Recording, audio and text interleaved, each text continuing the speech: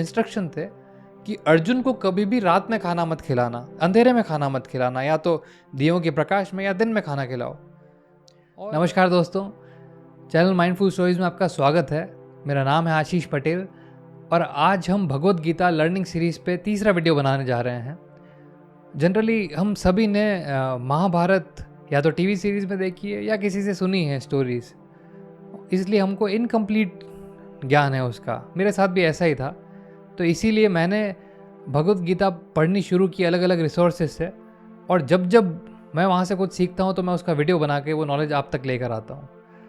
आज हम एक महान योद्धा अर्जुन के बारे में बात करने वाले हैं कि उससे हम क्या सीख सकते हैं।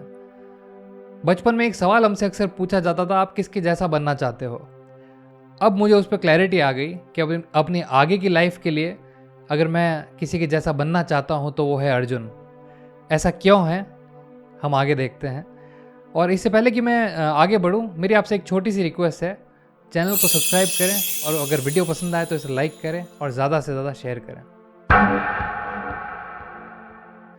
वैसे तो महाभारत में पांडव सारे ही योद्धा थे, महान योद्धा थे। अगर हम भीम की बात करें तो ही वॉज बॉर्न पावरफुल, बहुत ताकतवर था, उसके जितना पावरफुल कोई नहीं था।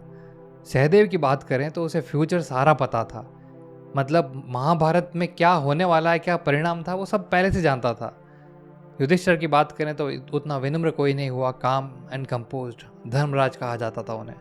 लेकिन ऐसी क्या खास बात थी अर्जुन में जो उसे खास बनाती थी? तो एक्चुअली जब ये बात तो हमने बहुत छोटी सी स्टोरी सबने सुनी है कि जब द्रोणा इन सारे शिष्यों को सिखा रहे थे एक लकड़ी वाली चिड़िया पे निशाना लगाना, तो जब इन्होंने अपने शिष्यों से पूछा कि उन्हें क्या दिख रहा है, किसी ने बोला वो पेड़ पूरा दिख रहा है, किसी ने डाल बोला, किसी ने बोला वो लकड़ी वाली चिड़िया दिख रही है। अर्जुन वॉज द वन जिसने बोला कि मुझे उस चिड़िया की आंख दिख रही है, और उसने सीधा निशाना मारा और सीधा उसकी आंख में ही लगा। तो द्रोणा समझ गए थे कि he is the special one, इसमें कुछ खास बात है जो इसको सबसे अलग करता है।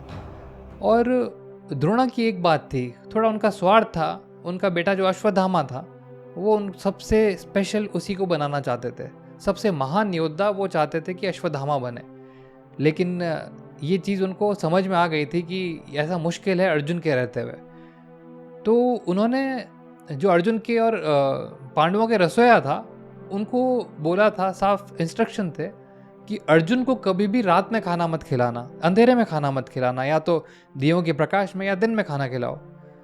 और एक बार क्या हुआ, जो जिस चीज़ का डर था द्रोणा को, रात को जब खाना खाते हुए आसपास के दिए बहुत ज़ोर से हवा चली, वो बुझ गए और अर्जुन खाना खा रहे थे।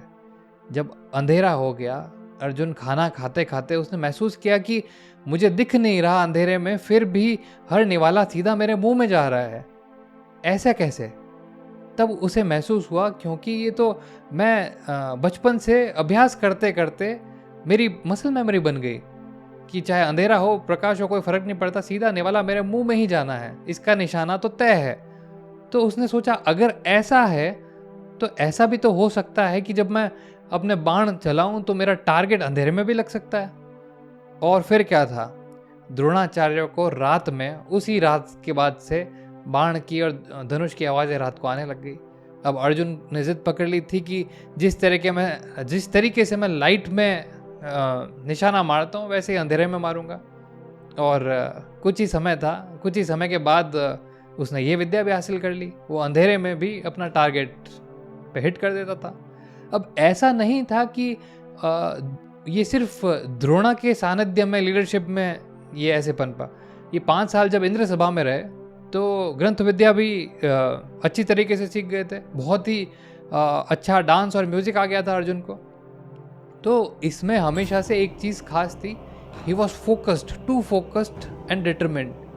बहुत ही छोटी उम्र में इसको बेसिक चीज़ समझ आ गई थी। तो अब आज के अगर हम लोगों से बात करें कि फोकस की बात करते हैं, तो आज के बच्चों में फोकस नहीं मिलता, क्योंकि जैसे ही कोई नए इंसान को देखते हैं सक्सेसफुल होते हुए, वो अपना जो गोल था वो पुराना छोड़ के बोलते हैं मैं भी वो कर लूँगा, वो करने लगते हैं। कुछ चैलेंज आता है वो छोड़ के फिर तीसरा काम पकड़ लेते हैं। तो ये चीज़ हमें सीखनी चाहिए अर्जुन से कि एक बार सोच समझ के एक डिसीजन लिया जाए, एक गोल बनाया जाए और उसके बाद अपने डिसीजन की हमेशा रिस्पेक्ट करते हुए डाई हार्ड एक फोकस होना चाहिए, अनवेवरिंग फोकस जो कोई नहीं हिला सके। हम अगर इस तरीके से काम करें तो डेफिनेटली हम बहुत ही सफल हो पाएंगे अपनी लाइफ में। अब ये तो थी एक क्वालिटी। अब जो दूसरी क्वालिटी की बात करते हैं हम अर्जुन की, अर्जुन सबसे महान था। अर्जुन इकलौता ऐसा योद्धा है पूरे महाभारत में जो आज तक कोई युद्ध नहीं हारा। सारे हारे हैं, कर्ण तक हारे हैं। कर्ण तो बहुत लोगों से हारा है, कर्ण भीम से हारा है, अर्जुन से हारा है, और भी एक दो योद्धाओं से, अभिमन्यु से हारा है। उसका हमने हवा बहुत बना रखा है कर्ण का। और भी पांडव भी हारे हैं, लेकिन अर्जुन आज तक नहीं हारा।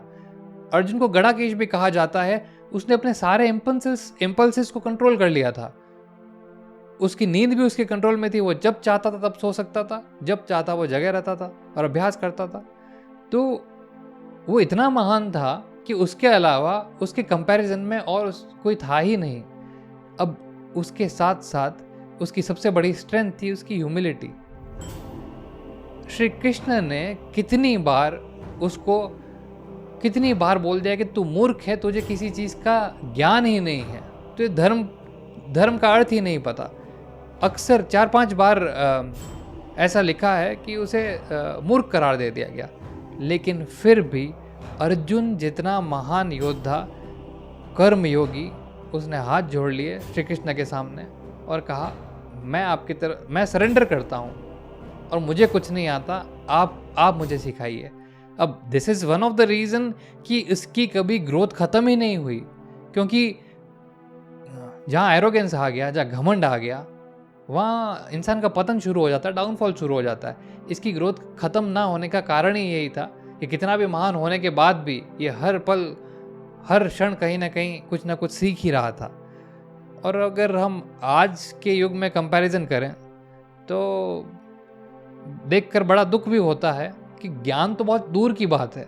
छोटी छोटी मटेरियलिस्टिक चीज़ें, भौतिक वस्तुएं लोगों के पास आने के बाद इतना घमंड आ जाता है उन्हें। अब जैसे एक फॉर एग्जांपल, अगर किसी लड़के के पास एक फॉर्च्यूनर आ जाती है गाड़ी, तो उसका ऐसा सीना चौड़ा हो जाता है और उसको लगता है पूरी दुनिया उसी के इर्द गिर्द घूम रही है।